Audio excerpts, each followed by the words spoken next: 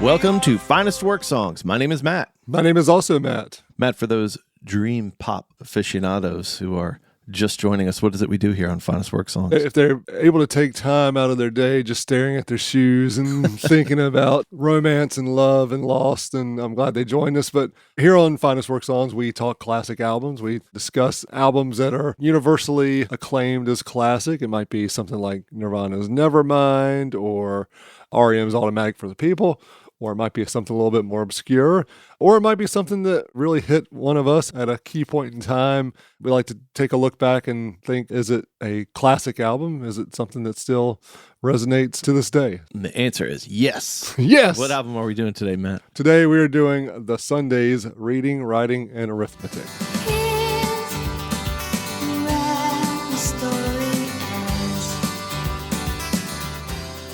Before we jump into the music, Matt, what do you have for us here? We just have some of the best listeners in all of the Finest Work Songs multiverse. We love how you engage with us, whether it's on social media. Occasionally, you guys send us emails too, and these emails are things that are just really weighing on your minds, and we really appreciate it when you reach out to us like that. We like to read these emails in a little segment we call Kenny Gmail.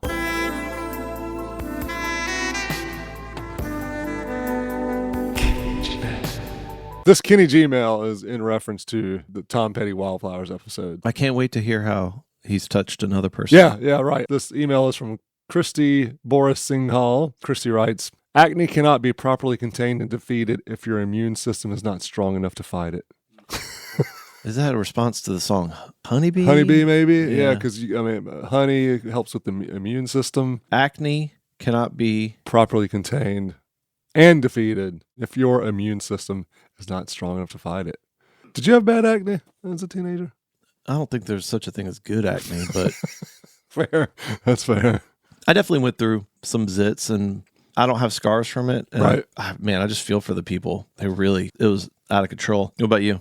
I don't think it was bad for long. I mean, I do remember at one point having to get like an actual pill to help fight it. Yeah. And it was like, yeah, if you take this pill, you just don't go out in the sun ever. Right. You're going to burn like instantaneously. I didn't know they had pills. Oh, yeah. Fortunately, I didn't have it too bad. The time I remember being impactful was, I guess it was this one that was just out of control. Yeah. And I remember trying to put on some of my sister's foundation. Nice. Thinking it would cover it up. No, it doesn't cover it up. No. It's why do you have makeup on, dude? Yeah. Thanks, Katie, for sharing that heartfelt message with us. We really appreciate you taking the time to reach out to us. And thanks again for all the Finest Work fans for sending us emails. Again, if you want to get us an email to maybe read on a future Epipod, send us your email at finestworksongs@gmail.com, and maybe we'll read yours in a future Kenny Gmail segment. Let's jump into the album. Reading, Writing, and Arithmetic starts with Skin and Bones.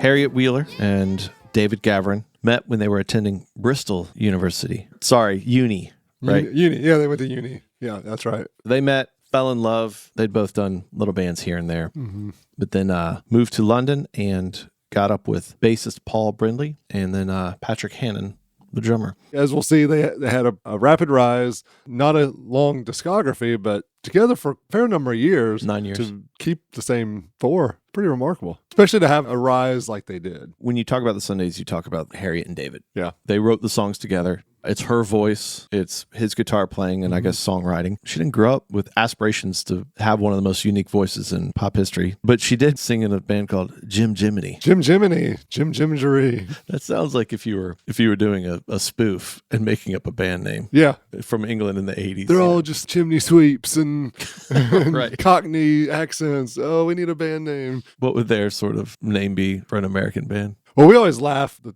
times we've been to Epcot, and you've got the World Showcase, and it's going to go from Italy to Japan and Canada and England, and then you get to the American experience. The food offerings are funnel cakes and turkey legs. And it's like, is that what the rest of the world thinks of us? Yep. The cowboy hat fits. Wear That's it. right. Of the Disney parks, Matt, where does Epcot land for you? Oh, Epcot's a 1B for me. Magic Kingdom is going to be 1A just because it's the OG. And Epcot is 1B, so it's not even number 2. What do you love about it? I actually get a kick out of all the countries being right there together. And Did you go as a kid? Yes. You have to have great memories of Epcot as a kid. I do. I'm just wondering if that colors your view of it, because I went for the first time when our oldest 2 were 7 and 5. Aside from the whole Nemo thing, which was great, it was weird, and it was basically a place for millennials to come and get wasted. The whole afternoon, it felt like drunk people in their 20s everywhere talking about hooking up. Really? Oh, yeah. Like, we'd be walking along through Epcot, and I've got the 7 and 5-year-old, and I would go, "Hey girls, look, is there a fish in the water?" Just to let these drunk people go by because they were talking so loud about the worst stuff. Really? Oh yeah, it's the happiest place on earth. So I'm not an Epcot fan. Okay. Well, I mean, and I will say maybe one thing that colors it for me is a couple times ago when we went, we got to see a free concert by Davy Jones of the Monkees. That is your favorite place on earth. That lifts it up a couple notches. But I've not seen the preponderance of It wasn't drunk 10 at night. It was 4 in the afternoon. It was out of control. Yeah, I could see where that would color your experience. So back to the Sundays. In all interviews, they did not have an ambition to become the Sundays as we know it. Right. They just happened to write really good songs. Yeah. And he's an excellent guitarist. And her voice is unlike any other. I was thinking about it. You listen back to the Sundays this week, and there are a couple of female vocalists who probably upon hearing their voices, I immediately had a crush on, and I had no idea what they even looked like. Cher's definitely one. Roseanne Barr. One B is Roseanne Barr. Judy Tenuta. Oh God. Remember her? Judy Tenuta? Yeah. Oh my God. So shrill. Harriet Wheeler, she was one of them. There's something so interesting, eloquent, and beautiful, and lilting, and everything about her voice. And you talk about being the two of them. We were listening to Skin and Bones. I'm like, I don't even know if I hear bass in the song. Now, I'll push back on that because Paul and Patch are so underrated. Okay. The bass playing. And I'm basing just on that song as we were listening now. Well, he's playing higher in the register. Yeah. Yeah. When you get into Static and Silence, man, Paul's bass playing I think it's a huge part of the song. Okay. And he didn't get any songwriting credit. I don't know about Patch. I think that they are the perfect drummer and bassist for the Sundays. Yeah, that's I think fair. they are a full band. I don't know why. I don't know. I have trouble with not giving people songwriting credit when, especially the bass, plays such an integral part of how the song comes to form. But to your point earlier, it seems like all the focus before and since has been on Harriet and David. I wonder how much that is because they were a couple. Otherwise, it would have just been on Harriet. Yeah, that's fair. And not as much David, even though they wrote the songs together. And even though I think that he was responsible for writing the music, at least the initial structure of the song, they were on 120 minutes together. It wasn't all the Sundays. It was the two of them. And it's not like he was this boisterous personality. No, They were right. both kind of subdued. Yeah, understated. You could see it being, if they had not been romantically involved, almost being like a 10,000 Maniacs kind of thing, where people are just like, it's all about her. And speaking of that, when they did Unplugged, which is one of the best Unplugged albums, they get introduced as, well, let's bring out Natalie and 10,000 Maniacs. What? In hindsight, like, there it is. Not that long after she leaves and goes solo. But All right, well, let's play the next song. This was our introduction in the U.S. Here's where the story ends.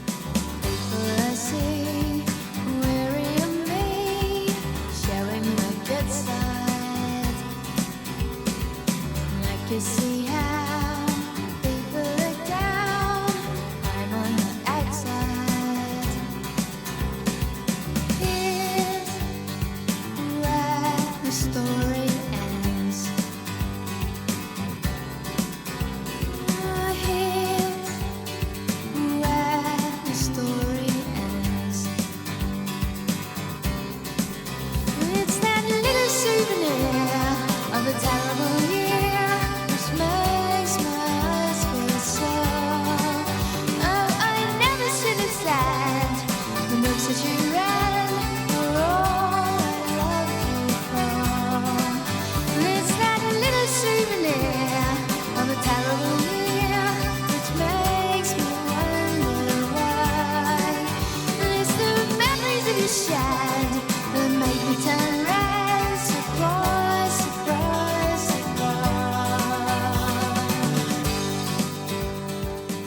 Longtime listeners will know that we start off our epipods here with our memories, but we held off because basically we have the same memory, which is this song on 120 minutes. Instantly being mesmerized by everything about this song and the video, even though the video is not like a great video. No. It's of that 120 minutes, early 90s oeuvre, if you will. We've referenced 120 minutes before and how for suburban kids, you stay up late on a Saturday night, you get to experience college rock, alternative rock. We didn't have a college radio station where I grew up. You were not exposed to alternative music aside from people with mixtapes or 120 minutes. Subscribe to Rolling Stone. You might hear about something, or you might read a review of something that piqued your interest. Growing up in Dunn, North Carolina, we were about an hour away from Raleigh. So on clear nights, we could sometimes pick up WKNC, NC State's radio station. And hear some metal. Chainsaw Rock. So that kind of was an option, but even still, not really. And so 120 minutes was where it was at. There was also Postmodern MTV was another show. That Postmodern MTV was a 30-minute show. I don't know if it was just one night a week or something, but alternative college rock videos. Whereas 120 minutes, as the name implies, 2 hours of this stuff.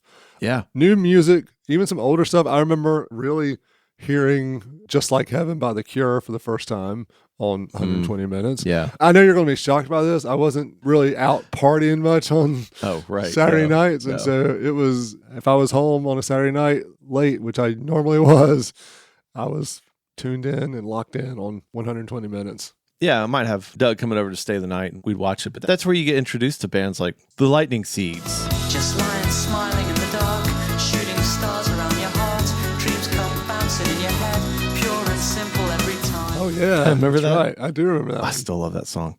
But things like Jesus and Mary Chain. Yep.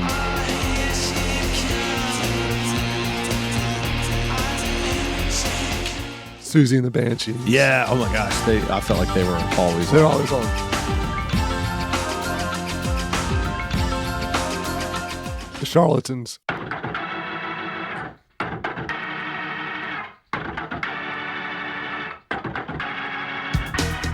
Or, as we call them, Charlatans UK. Over there, they're just called the Charlatans. Yeah. Matt, thanks to the internet, they have the 120 Minutes archive. This is May 13th, 1990. You've just turned 15. I'm still 14. Here's an example of what a typical 120 minutes. And this may be the one where, here's where the story end debuts. Okay. Lloyd Cole. I don't remember Lloyd Cole. I don't remember Lloyd Cole. But then you got the Jesus and Mary Chain, followed by the Sundays, Camper Van Beethoven, Take the Skinheads Bone. I really want to do a Camper Van Beethoven epipod. Are they worth a whole? I think they. You would have to sell me. I never. Take the Skinheads Bowling is a great song. It is a good song. The Chills, never heard of them. Hunters and Collectors, The Lightning Seeds, speaking of, Social Distortion, The Fall, John Wesley Harding, Midnight Oil, Forgotten Years. Okay. Bring it, man. That song's going to make me run through a wall. Yep.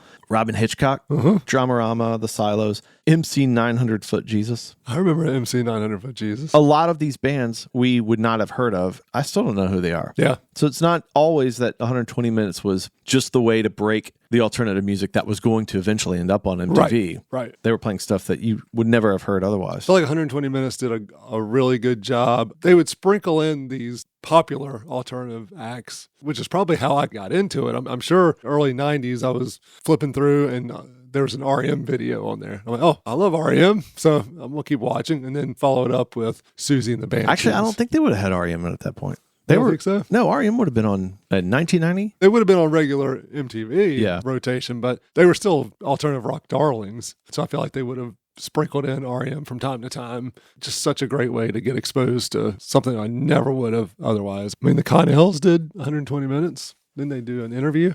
They did? Yeah. I remember when Slackjaw debuted. On 120 Minutes? Yeah. Yeah. Oh my gosh,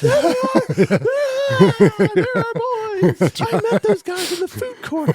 We're besties. Yeah. Clearly, you and I, we were seeking things under the radar. Mm-hmm. Sundays show up with this feel and that voice, and I'm a 14-year-old boy, and she is beautiful. Yeah, right. I mean, even that grainy, blurry, early 90s alternative video look, you could tell she was gorgeous. Yeah. And to their credit, they didn't just like go all in on that. We're going to do a 3-minute video where we're just locked in super tight on her face, lip singing. And no, they didn't. It's all of them. And it was the music. I found an interview of Harriet and David on 120 Minutes. This is 1990. Welcome back to 120. We're with the Sundays vocalist Harriet Wheeler and guitarist David Gavurin. Now, where did you come up with the name, the Sundays? In the sitting room, I think. That's where we came up with it. I think it might have been somewhere like that. We had a gig the next day, and it's the old story of wanted to find a name quickly, and that was the only one that we could all even remotely agree on, I think. So it wasn't from some strange book or anything. Yeah. I read that you wanted a name that wasn't larger than the music. Is that right? Yeah. Yeah. I think the music's pretty large, and the Sundays is not a very long name, so I think the music's enormous. that's it, yeah. No, I mean, there's no sort of particular significance in it. It was just sort of something like fairly neutral for the name, because like the name's sort of like an extra, really. The music for us is sort of, obviously more important. And it seems that there are like some bands that have names that, I don't know, like 10,000 Maniacs or something, that you hear the name and it sort of conjures up something before you've even heard the music. Well, we didn't want that. I mean, I think that's a good name, but it wasn't, what we wanted for us, so... They're charming. Yeah, they're normal. Delightful. Yeah. She's laughing, making a joke. Yeah, the music's enormous. Yeah. And she's got her arm draped over the back of the couch. They're not professional. No, honestly, they didn't intend for it to be as big as they got. And in some ways, they stumbled into pop stardom. They played their first show in August 88. And in 1990, they're on 120 minutes. All right, fast forward a couple years to 93. This is after Blind has come out, and they're hosting 120 minutes. The whole thing. Okay. They're guest hosting Nice. the whole thing. Hello, it's still me, and it's still him from Sundays, hosting 120 minutes, and thank you very much for staying up, if you have stayed up, and you're very bad if you haven't. Yeah, no thanks to people that haven't stayed up. No, only abuse, really. So can I just say that I feel a lot better since I went to the toilet. It got a bit rough for a minute, but we're back on course.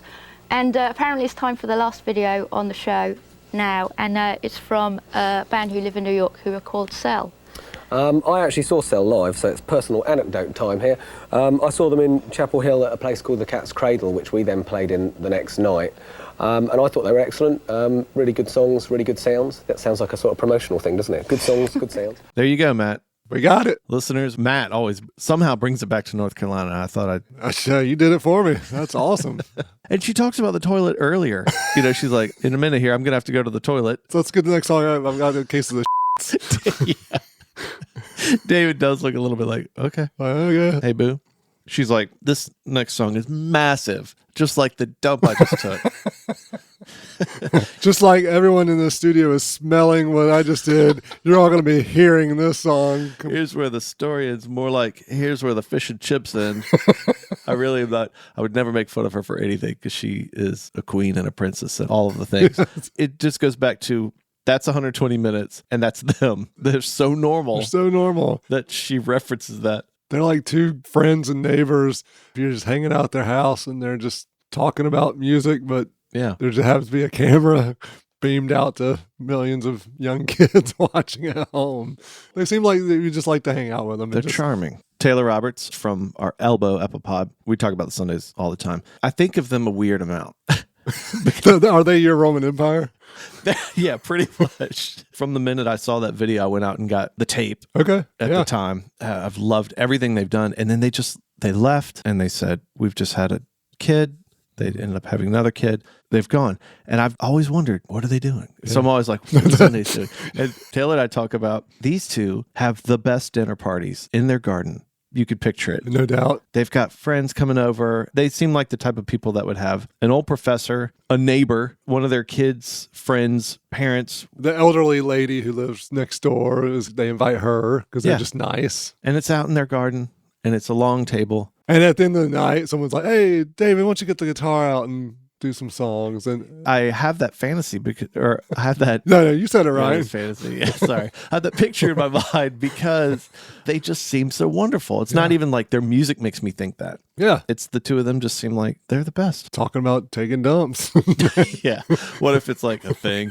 I discover every interview she's talking about the toilet.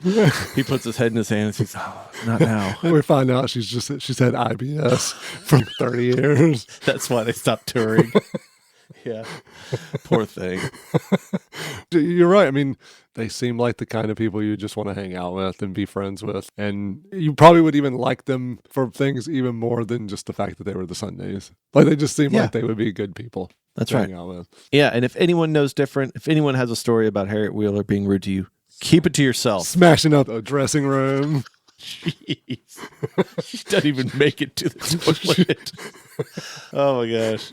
We got this like super classy, delightful person we're talking about taking. I know, you're ruining her for me.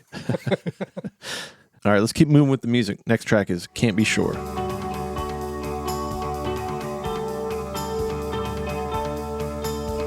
England, my country, the home of the free, such miserable weather. When England's as happy as England can be. Why cry? And did you know the sign's a terrible thing, the worst that I can find? And did you know the sign's a terrible thing, but I rely on mine? Did you know the sign's a terrible thing? It makes the world go blind. But if design is a terrible thing, you know that I really don't mind.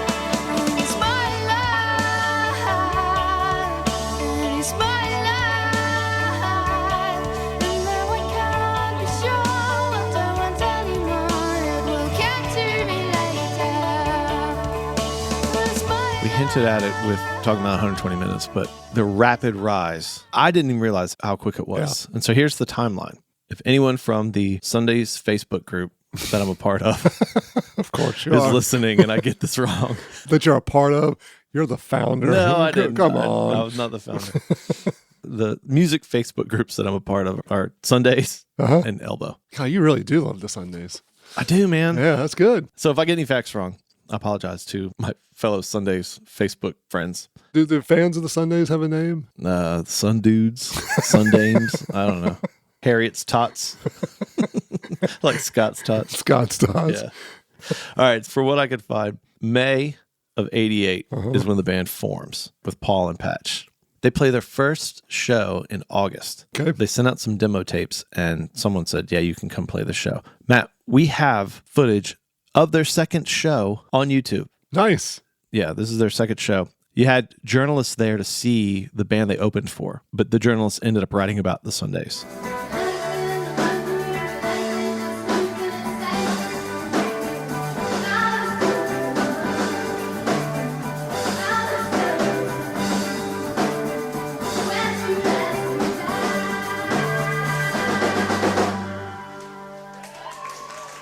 They're fully formed. Yeah. It's like they came out, and I listened, obviously, to this whole thing. Yeah, And obviously. all of the songs sound basically like the album. Album ready. Yeah. They're like the Benjamin Buttons of bands. They were born a grown man. And then people freaked out. Yep. Their first write-up by a guy for, I think, Melody Maker. It starts with something crazy like, I haven't heard a sound this beautiful since I was 1 year old. Move over, John, Paul, George, and Ringo. England's got a new supergroup. So there's like a bidding war with Yeah. who they're going to sign with. And so then they released their first single, Can't Be Sure, Right. in January. They've been a band less than a year. Way less than a year. Yeah. So January 1989. Here's the first write-up. Okay. This guy, Chris Roberts. The potential of the Sundays is about twice the size of Indonesia. And their grasp of emotion, recollected in tranquility, is vital, precious, and I can only reiterate, beautifully beautiful. Hear this treasure and sense what they mean. A ruby in the dust, gentler than a mood, a sapphire like Sappho, a catalyst like Catullus. Sunday morning, here's where the story starts. Oh my gosh, dude. A little over the top. Yeah. So at the end of 1989, there's a guy for the BBC named John Peel. Legendary John Peel. You were aware of him. Oh, yeah. I was not. To play on John Peel's show is a mile marker for an artist. Great. He had the Festive 50. Sundays, they were the number one on John Peel's Festive 50, which is insane. They just started. Right. They didn't even have their album out. Their album was not released. They didn't even have enough songs for their album, apparently. Here's some others, number ones. Started in 1976, and Led Zeppelin's Stairway to Heaven was number one. Okay. Sex Pistols, 3 years in a row. The song Anarchy in the UK, 78, 79, and 80. Wow. Every year was Every his year. number one. Nice. And then again in 82. Wow. Yeah. New Order, 2 years in a row. The Smiths, Matt, How Soon Is Now. Yep. And then in 86, There's a Light That Never Goes Out. Great song. It has a very here's where the story ends feel to it. Okay. Similar makeup. And then a few months later, they're on 120 Minutes. They're everywhere. They're everywhere. But Can't Be Sure was the single in the UK Their introduction to the US was Here's Where the Story Ends. Right. But that was not a single in the UK. It wasn't a single at all in the UK. Something happened with Rough Trade and it didn't get released when Rough Trade went under. We'll talk about that. But sadly, some people covered. It was this group that would basically take songs and do a dance cover to it. Oh my gosh. They would do the song, but just throw down some bass, a heavy beat to it. And they got like in the top 10. Wow. And it sounds, I'm not even going to play it. I'm not going to be You smart. have scruples. Yes, I'm not going to play that. But they got in the top 10 of the UK, won an award. Was that for Here's Where the Story Ends? Yeah. The dance In version? like 97. And all over the UK, it charted. But it was not released as a single originally. That's right. It was not released as a single, but it still placed number 36 on John Peel's Festive 50 for 1990. So 89, they got number 1 with Can't Be Sure, which is wild for us here in the United States because Here's Where the Story Ends was everything. It was, yeah. Can't Be Sure is a great song, but we thought that didn't stand up to that at No, all. not at all. David had said if they didn't get signed like that, if that didn't happen so quickly, they probably wouldn't have continued on. Like you said earlier, they only had a handful of songs. They were just doing shows here and Yeah. there. And all of a sudden, they've got to put together an album. And they're like, oh, crap, we need more songs. Yeah.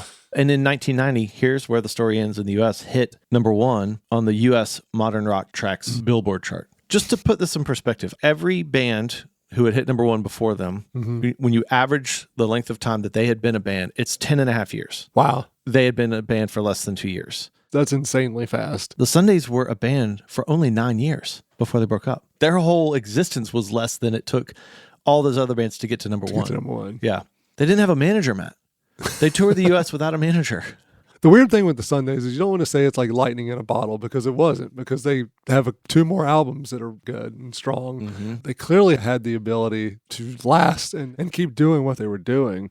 The fact that they didn't is a whole other discussion, but you juxtapose that with their meteoric rise and it's unheard of. They are precious, they are special, Yep. and they are worthy of all the praise, Matt. Yes. All right, let's play some more music. Next song we're going to cover is Hideous Towns.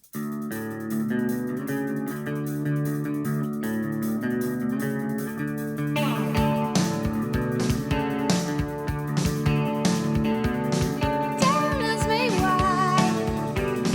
Don't ask me why. I would join the army, the Salvation Army, but it didn't help. Don't ask me why. Don't ask me why. I would join the army, but it took me from me, and it didn't help. Hideous towns made me throw up.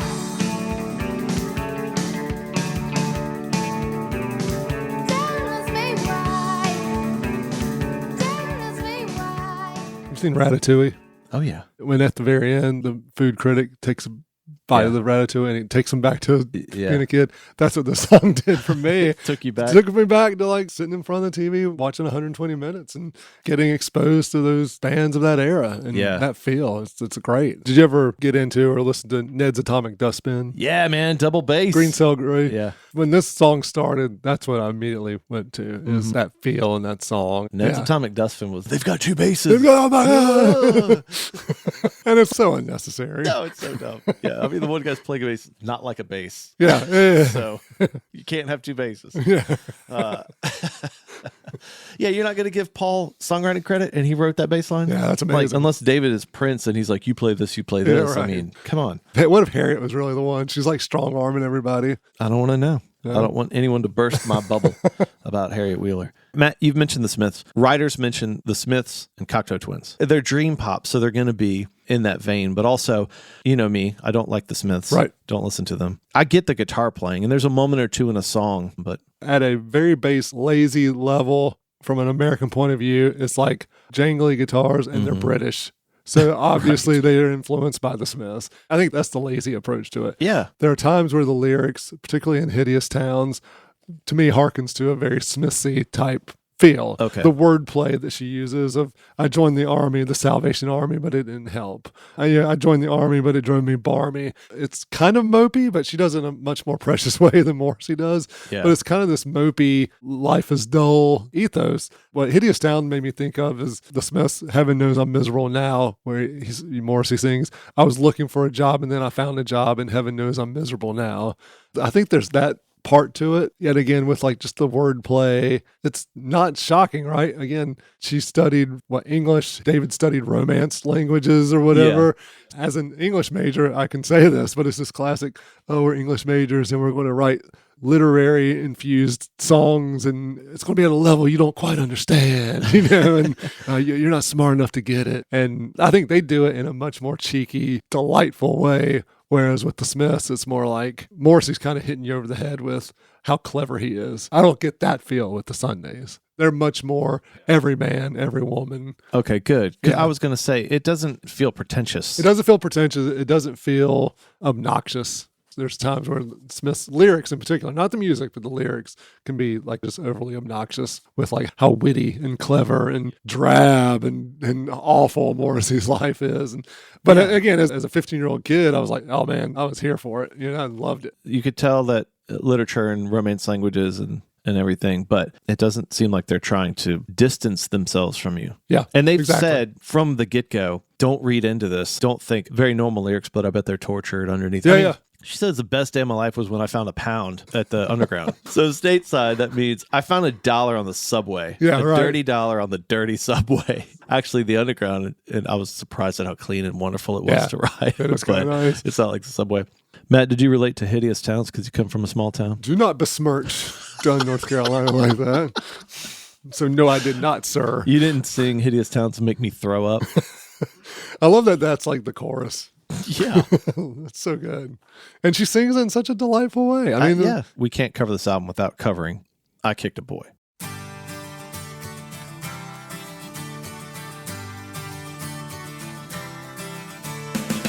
When the weather's fine, when it's sunny outside, think about the time I kicked a boy till he cried. And I could have been wrong, but I don't think I was. You sold to the child. When I'm alone, I remember so well how maybe I tripped a boy so he fell. I could have been wrong, but I don't think I was. It's totally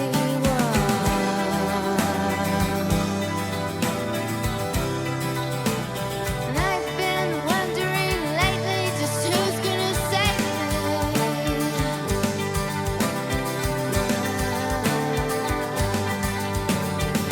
Now I recall. People are fighting over them after the Melody Maker review, and they went with Rough Trade. yeah. Which is another reason I think people make that Smiths tie in because they were on Rough Trade. And We talked about Rough Trade earlier this season with our Lucinda Williams epipod, which, Matt, I saw you put on that's social right. media that she's coming to Raleigh. Coming to the DPAC in Durham, January. Yeah, Rough Trade is a pretty incredible record label. They hopped on there because they really liked the couple that ran it, felt very down to earth. And it was close to where they lived. Yeah, it was just convenient. They were not going to be put out. No. They were going to do things their way. Yeah. We don't need a manager. No. We're going to take as long as we want to record this song. It seems like a good partnership there. Yeah. Until Rough Trade went under. And then you kind of wonder what would happen to the Sundays. Right. Because they went to Parlophone, and that was a different experience. But they had a hit with Summertime. Yes. In 1997. 97. Yep. Yeah. I've talked before about you working at Blockbuster Music. Oh, that's in right, that 1997. time. I was all about Summertime. That was right when that song came out, that album came out. And I remember thinking like, oh man, they're back. I don't remember it being like, oh, here's where the story ends was a nice little one-hit wonder and it's good that they've got another one. It was more along the lines of, oh yeah, they still got it. They're going to be around for a while. If only. I remember being bummed about Wild Horses. Don't get me wrong. It's great. It's really pretty. But people knowing them for that Yeah. No, listen to the album, people. Yeah. You're missing it. Right. I mean, all their albums, Static and Silence is amazing. Listen, they gave us what they're going to give us. They're just unassuming. Even in naming the band, it didn't seem like a big to do. Yeah, and they wanted something that really didn't mean too much. Right. Yeah.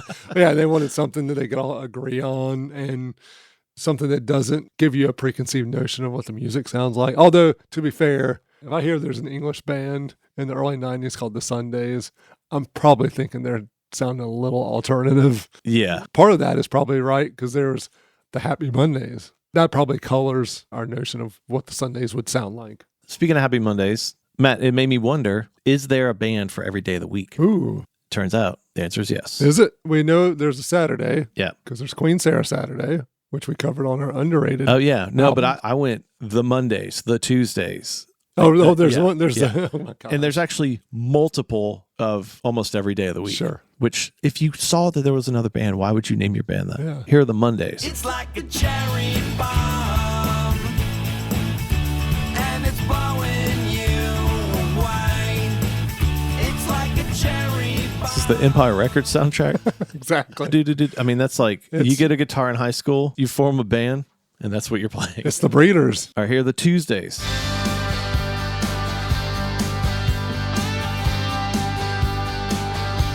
I know I never meant to fall. The moment that my eyes met yours, our hearts went tumbling before we knew what happened. And now that I'm looking. This is the Bengals. I know, right? That's not bad. Oh, that's All all right, right. Tuesday's okay. Okay. Tuesday's clearly better than Monday anyway. Here are the here are the Wednesdays. Are you ready for the countdown? Are you ready for the countdown? Are you ready for the countdown?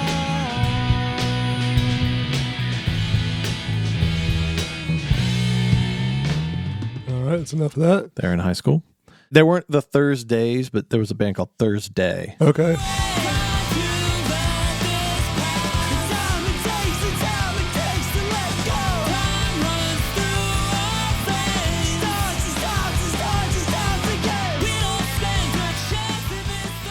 Sponsored by the year 2000. And here are the Fridays, Matt. Jay Giles Band. Fabulous. Thunderbirds.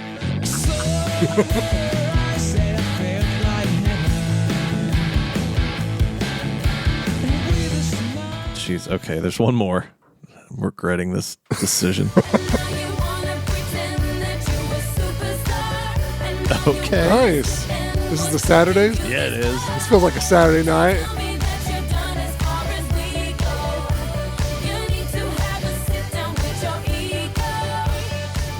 Saturdays are legit, Yeah. and then the Sundays, and the rest are the weekdays. Week. WEAK. Oh. Hey. Come for the music, stay for the zing. One thing we do, listeners, is challenge one another to remove a song if we had to. So, Matt, what are the Sundays going to do? She's gonna blow up your bathroom. No, I'm not going to do that. She's too delightful. Matt, they would not invite you to their dinner party. But they have such great charcuterie boards. Oh, you know they do, man. Gosh. They invented that whole aesthetic. When you go online Oh, now, like and the lights the and- lights, that's just their norm. Yeah. They did that naturally. Yep. Yeah, if you don't remove a song off reading, writing, and arithmetic. If you had to, which one would it be? If I had to remove a song, I would remove Skin and Bones.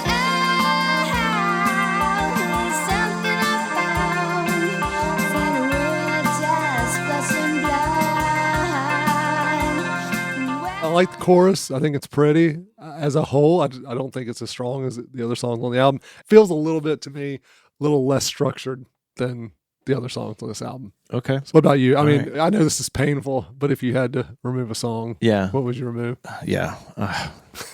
I can't tell you how many times I went through. But at the end of the day, and there's no right answer, but I would remove a certain someone. Live your life, go your way. And I said, oh no, live your life. I love it. But every other song I got to, I would go, okay, what about My Finest Hour? And then I would go here. I keep hoping you are the same as me. And I sang No, you can't. And I was like, No. nope, can't remove that. And then get to Joy.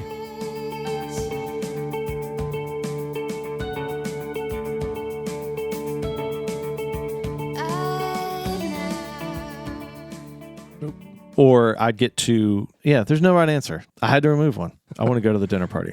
I would rather lose a certain someone because I really want to be at that dinner party. Fair. Now it's time for your senior quote.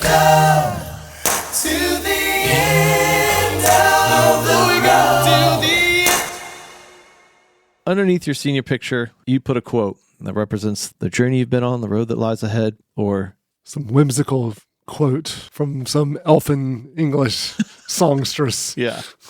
Matt, what would your senior quote be? My senior quote would be from Can't Be Sure, and it's the lines, "It's good to have something to live for, you'll find. Live for tomorrow, live for a job, and a perfect behind. High time."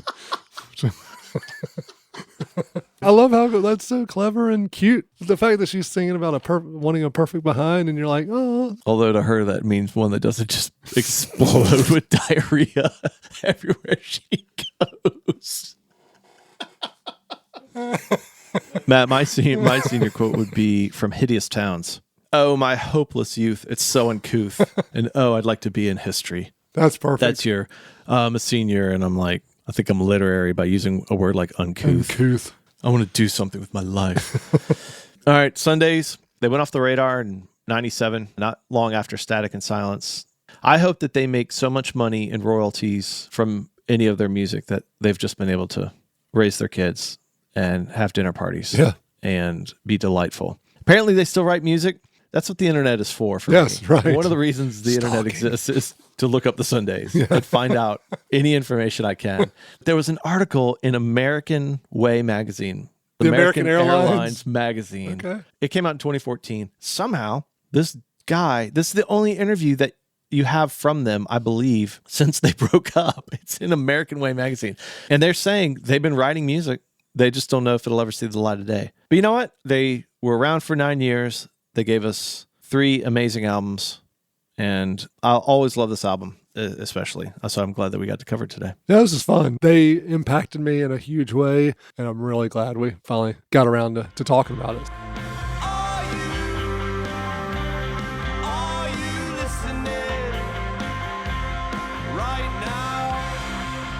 Thanks to everyone for tuning in again for Finest Work Songs. We love all the engagement with our Finest Work fans, whether it's on Twitter, X, Threads, Facebook. You can check out our website, finestworksongs.com, and be sure to send us those emails, finestworksongs@gmail.com, and maybe we'll read your email in a future Kenny Gmail. I'm tempted just to play the whole album to take us out on, but instead, I'm just going to take us out on the end of Hideous Towns, which is, I think, fitting to close us out. Yeah. See you next time. Yes,